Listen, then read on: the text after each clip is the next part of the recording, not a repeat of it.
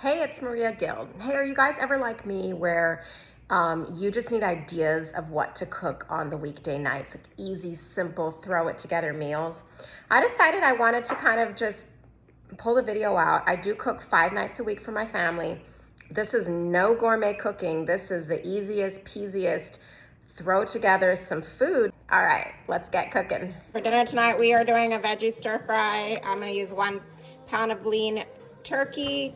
We got veggies for the stir fry. We have garlic, we have ginger. I found some leftover dumplings in our fridge, so it's Asian food night. Woohoo! All right, I've got really hot oil. Be careful, it's a little too hot. Put my garlic in. Yes, you can chop your garlic, but this is way more convenient. I'm putting some ginger in. Yay. 1 pound of ground beef. So I throw all my veggies in with the turkey, and then what I'm gonna use is this sauce that I had in my cupboard. And then I've got some soy sauce, and should be yummy. There's my stir fry. All right, I got my dumplings boiling in here, and I don't do anything fancy. I just boil them in water, and when they're done, they float to the top. So that's how you know that they're done.